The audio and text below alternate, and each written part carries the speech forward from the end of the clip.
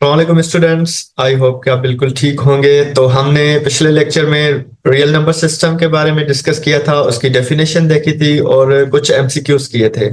तो आज हमारा लेक्चर 2 है, लेकिन हमारे आई गेस 3 एमसीक्यूज रहते थे 10 में से जो हमें पिछले लेक्चर में कवर करने थे।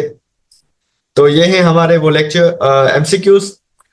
एमसीक्यू नंबर 8 जो है वो कहता है विच of the following is true for all real numbers. सभी रियल नंबर्स के लिए कौन सी चीज है जो बिल्कुल दुरुस्त है।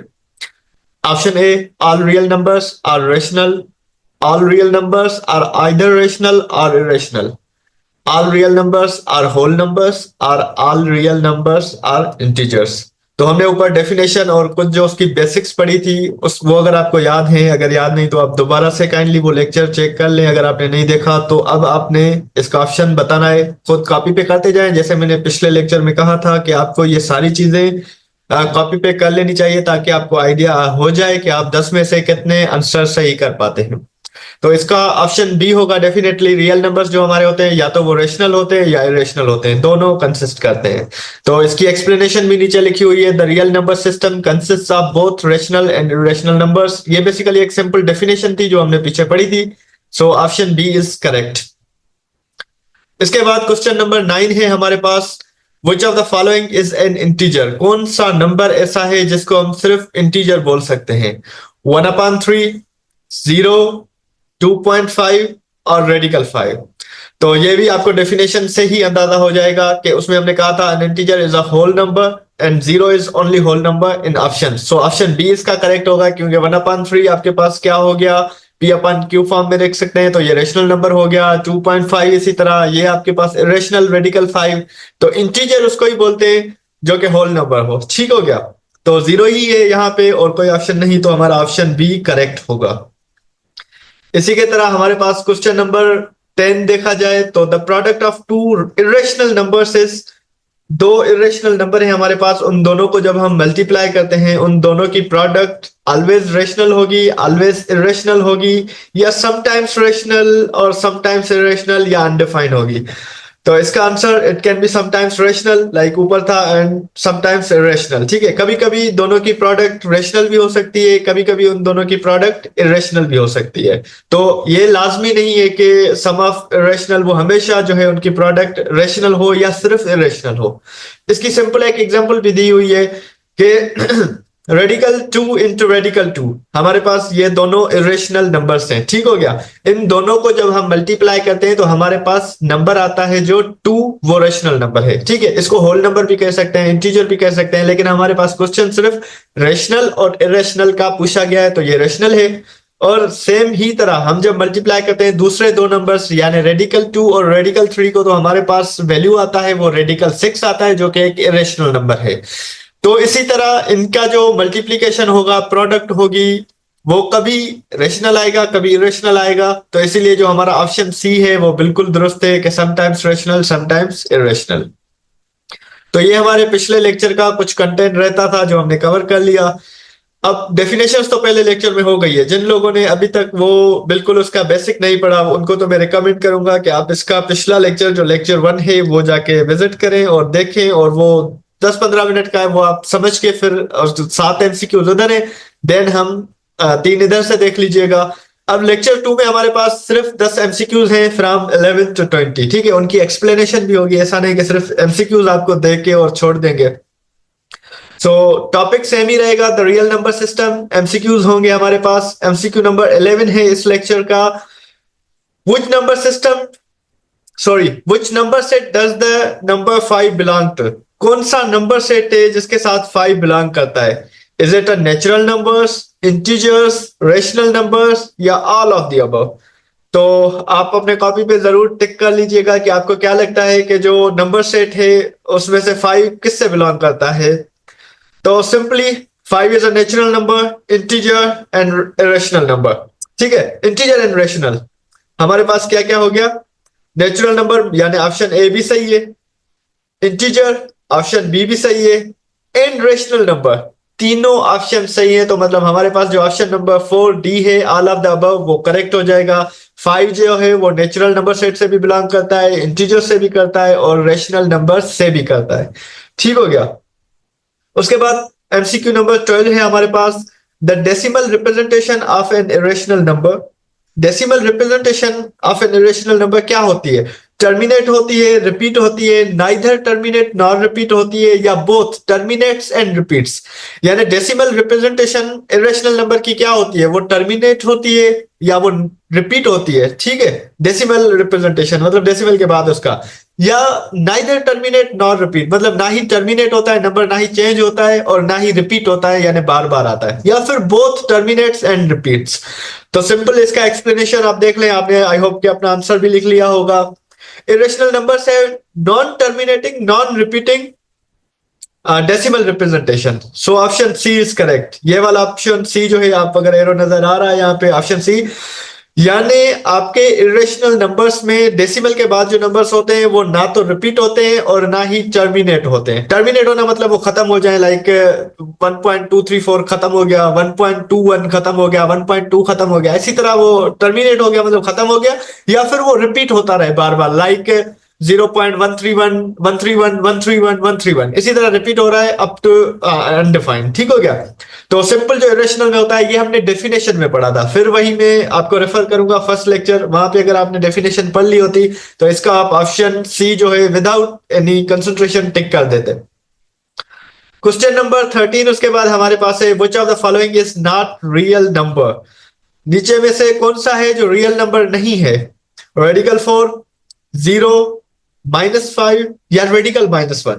अब उसमें हमने पढ़ा था कि रियल नंबर में रेशनल इरेशनल ये सारी चीजें होती है, लेकिन इमेजिनरी पार्ट जो है वो रियल नंबर में नहीं आता।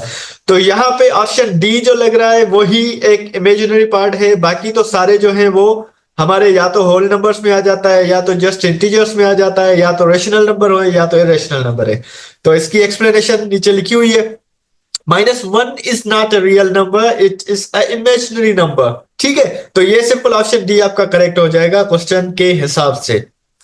उसके बाद क्वेश्चन नंबर 14 आपके पास है square root of any positive rational number is always a rational number, always a irrational number, sometimes rational, sometimes irrational or undefined। यानी आपका एक पॉजिटिव रेशनल नंबर है, उसका जो स्क्वायर रूट होगा वो क्या होगा? तो इसका भी ऑप्शन हमारे पास जो सी है, sometimes rational and sometimes irrational, वही ऑप्शन होगा। आई होप कि आपने भी यही चूज किया होगा, और उसकी एक्सप्लेनेशन भी देख लें अगर आपने वो चूज नहीं किया तो क्यों चूज होना चाहिए। समटाइम्स रेशनल समटाइम्स इरेशनल इसलिए होना चाहिए क्योंकि देखें रेडिक 9 है हमारे पास, एक जो पॉजिटिव रेशनल नंबर है, ठीक है 9, उसका हम रेडिकल लेते हैं तो वो 3 आ जाता है यानी रेशनल है। बट हम जब 2 एक रेशनल नंबर है हमारे पास, लेट्स सपोज, उसका जब रेडिकल लेते हैं तो वो तो इरेशनल ही रहता है। तो ये sometimes rational sometimes irrational square root of a positive rational number. ठीक हो गया। तो बहुत ही आसान क्वेश्चन है आई नो, लेकिन मैंने आपको बताया था कि हमारे पास मेडिकल के स्टूडेंट्स भी हैं जो इन प्रोग्राम्स इन स्कॉलरशिप्स के लिए अप्लाई करते हैं, और आप सबका पेपर एक ही बनता है, तो इसलिए हम बेसिक से ही चल रहे हैं। आई नो मैथमेटिक्स वाले मुझे बुरा भला कह रहे होंगे, लेकिन कोई बात नहीं, मेडिकल वालों को साथ लेके चलना है।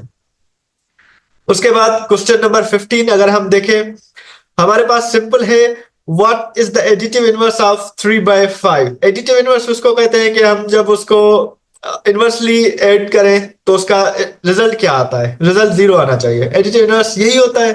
तो ऑप्शन हमारे पास है -3/5, उधर है 3/5, दूसरा 5/3, दूसरा -5/3, और डी है 0। अब एडिटिव इनवर्स इसका डेफिनेटली फर्स्ट होगा जो कि उसका नेगेटिव टर्म होता है। जब हम उन दोनों को ऐड करें तो हमारे पास रिजल्ट 0 आए। तो the additive inverse of a number is it's negative counter part. ठीक है, ये आप सिंपल एक डेफिनेशन भी यूज कर सकते हैं एज अ डेफिनेशन के एडिटिव इनवर्स क्या होता है। Basically it's a number which it's a negative counter part, उसका जो हो वो उसके साथ जब ऐड कर ले तो हमारा आंसर क्या आ जाए? 0 आ जाए। So option A is correct option. Question number 16 है हमारे पास, which number set does -8 belong to। -8 कौन से नंबर सेट के साथ बिलोंग करता है? नेचुरल नंबर्स हैं, होल नंबर्स हैं, इंटीजर्स हैं, या इरेशनल नंबर है?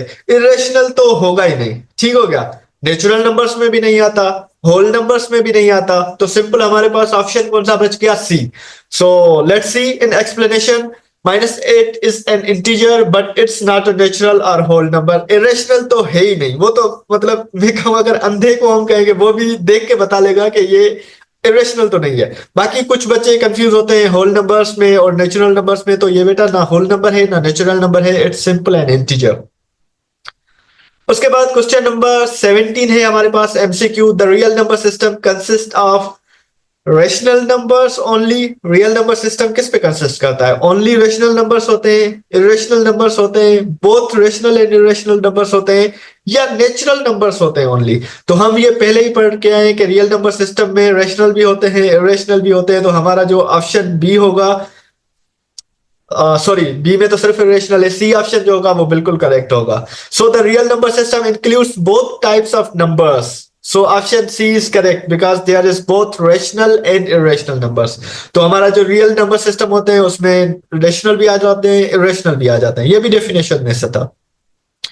उसके बाद क्वेश्चन नंबर 18 है हमारे पास MCQ. What is the multiplicative inverse of 7? हमने पहले पढ़ा था एडिटिव इनवर्स, अब आ गया हमारे पास मल्टीप्लिकेटिव इनवर्स। तो ऐसा कौन सा नंबर जो 7 के साथ मल्टीप्लाई करें और हमारे पास आंसर जो आ जाए 1 आ जाए, यहाँ पे 0 नहीं आएगा, ठीक है।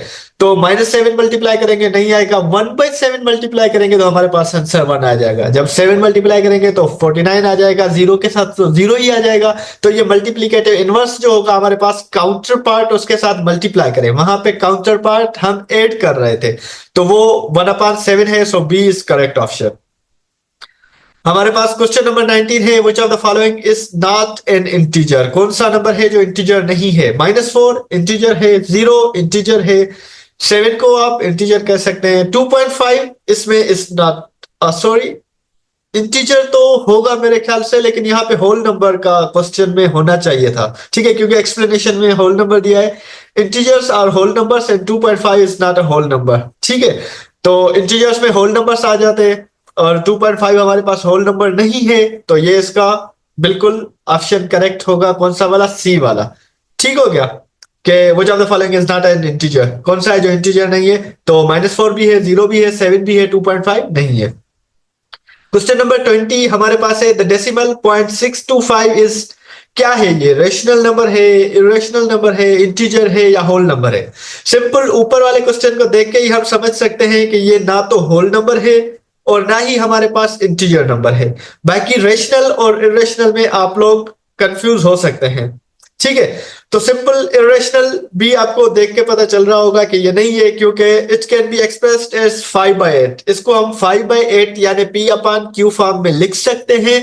So which is the fraction of integers, so it's simply a rational number. इसका जो ऑप्शन ए है वो बिल्कुल करेक्ट है कि ये हमारे पास रेशनल नंबर होगा। इसके साथ साथ कुछ नसीहत की पॉइंट्स हैं जो मैं भी आप लोगों को, आई नो कि आप लोग सारे शऊर वाले लोग हैं, आप सबको पता होगा पहले से ही, लेकिन फिर भी मैंने कुछ चीजें लिखी थी कि एजुकेशन किसी के काम की नहीं अगर उस पर अमल नहीं, ठीक है ना। अगर आपने सारी ये चीजें पढ़ ली, आपने किताबें पढ़ ली, डिग्रीज हासिल कर ली, लेकिन अगर वो किसी भी काम की नहीं अगर आप उस पर अमल नहीं करते, तो लाइक आपको एजुकेशन में पढ़ाया गया है झूठ ना बोलें, आप झूठ बोलते हैं तो आपकी एजुकेशन किस काम की है? आपको सिखाया गया है दूसरों की हेल्प करें, आप नहीं करते तो आपकी एजुकेशन किसी काम की नहीं। इसी तरह एजुकेशन किसी काम की नहीं अगर आप में अखलाक नहीं, क्योंकि एजुकेशन सबसे पहले यही चीज सिखाती है, एथिक्स आप में होने चाहिए, अखलाकियात होने चाहिए, आपको तमीज होनी चाहिए आप में। तो वो सिंपल अगर आप में नहीं तो आपकी एजुकेशन किसी काम की नहीं। इसी तरह एजुकेशन किसी काम की नहीं अगर आप में इंसानियत नहीं, क्योंकि education is all about humanity, ठीक है। एजुकेशन कागज के टुकड़े पर नहीं आपके हस्ती में नजर आनी चाहिए। यह भी बहुत बड़े लोगों ने कहा हुआ है, आपने भी सुना हुआ होगा कि एजुकेशन जस्ट आपको डिग्री दिखानी ना पड़े कि ये देखे मैं पीएचडी हूँ, ये देखे मैं फुल प्रोफेसर हूँ, ये देखे मैं फला टीचर हूँ, लेक्चरर हूँ, एसपी हूँ, डीसी हूँ, लेकिन वो आपकी शख्सियत में, आपकी हस्ती में नजर आना चाहिए कि या वाकई आप पढ़े लिखे लोग हैं। एजुकेशन या तो आपको इंसान बनाती है या जानवर से भी बदतरीन मखलूक बना देती है। एग्जैक्टली या तो आप पहले तो अगर जाहिल है तो सिर्फ जाहिल है, अनपढ़ है तो अनपढ़ है, लेकिन जब आपके पास एजुकेशन आ गई तो या तो आप इंसान बन जाएंगे, बहुत अच्छे इंसान जो कि कम्युनिटी को, लोगों को, सोसाइटी को सर्व करेंगे। अगर नहीं कर सकते तो आपको जानवर से बदतर बना देगी, क्योंकि जानवर को अकल नहीं होती, वो आपको इतना नुकसान नहीं पहुंचा सकता जितना आपको एक पढ़ा लिखा इंसान पहुंचा सकता है। जिस तरह हमारी सोसाइटी में, हमारे मुआशरे में पढ़े लिखे लोगों ने हमारे सिस्टम का बेड़ा गर्क करके रख दिया है। तो आई होप कि आप थोड़ा बहुत अमल करना स्टार्ट करेंगे इन बातों पे, और इंशाल्लाह हम नेक्स्ट लेक्चर जो हमारा होगा थर्ड, उसमें हम आएंगे और ये सारी चीजें आगे लेके चलेंगे। तब तक के लिए अल्लाह हाफिज।